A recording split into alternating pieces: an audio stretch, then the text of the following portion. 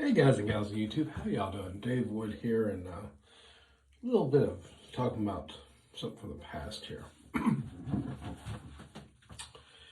uh, Basically, this will be like, what is the best gun? My dad sort of has to be whatever gun you have once an emergency happens. So, what we'll talk about here's a tag from this particular rifle here. M70 AB2 762x39. If I hadn't read that, would just call it an AK clone. But this is an underfolder. Let's step back a little bit so we can get this at the camera. Thermal magazine. As always, go ahead and clear. Magazine is clear. Go ahead and draw the bolt back, and chamber is empty.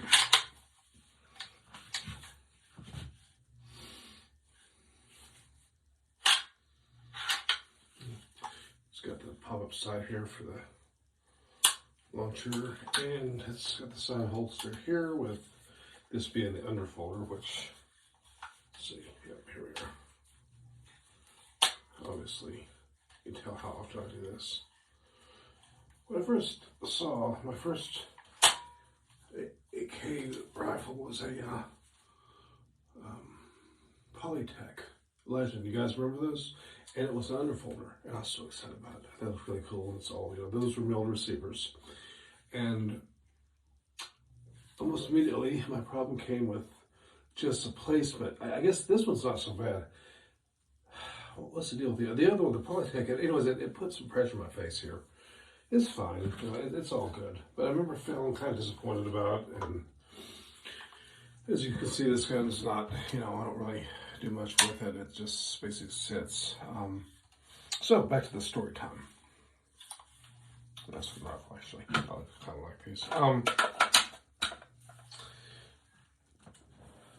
So my dad, I was out, like growing up, I had my pretty nice little custom revolver. It had a trigger job and stuff, a slide barrel, sort of thing at the time.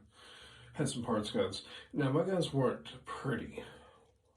In fact, most of them were junk weapons that had been kind of discarded or passed on to the gun shop or whatever. Some of them started off life as frames. You remember the Caspian frames? Anyways, so they were very ugly, and I figured I'd eventually get them re-blued or something, but I was more interested in the fact that they shot well and I'd practice. So, my dad's like, well, I'd proudly show him these paper targets of the day and scores and stuff, and he said, oh, that's great. He said, so this 1911, do you carry it? I said, well, no. Okay. He said, does it sit under your truck in your seat? No. Well, do you have it next to your bedstand at night? No, it's in the safe. He says, so it's not going to do you much good if something happens. What's the gun that you actually carry or that you actually would have access to? It wouldn't be till I was an adult that that question was answered. And obviously, always had a couple guns around, whatever. I just been done at the range and had a kind of emergency happened. I'm not going to get into it here. There's no reason to. It's a long time ago, and I made my peace with it, and I actually made peace with the man that caused the emergency that day, shall we say. We met for coffee. He went to jail. I didn't have to actually fire. But anyways, the weapon of that day was this one. Once again, we'll drop it there.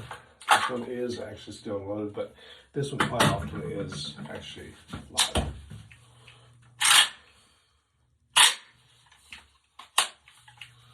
And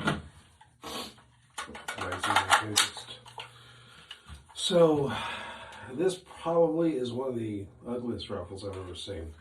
And I don't mean in a generic sense, that, maybe the style may not appeal to everybody. I mean the fact that this buttstock looks suspicious, like it was added after, like maybe this was an underfolder or probably a side slabber maybe. It's a Wasser 10, or that's what started off life as. I mean, this wood up front, and this does not match. This actually has tool marks. I have actually smoothed the side a little bit and added some oil to it, just trying desperately to get them to blend together. Anyways, this was the gun that I had possession of that day. This is the gun that is on the rack of the four-wheeler, going camping with, because it's got a nice finish to it. It doesn't rust. It's used. It doesn't seem to really have any, really collector value, shall we say, obviously. So it's one that's always there. And answer my dad's question from so long ago, this is probably the one that I would have, and I did have that day when I needed a gun for the reason that you may actually need one for. He had a Brad 9mm and he lowered it, put it down. But yeah. So, if you got a comment, let me know below.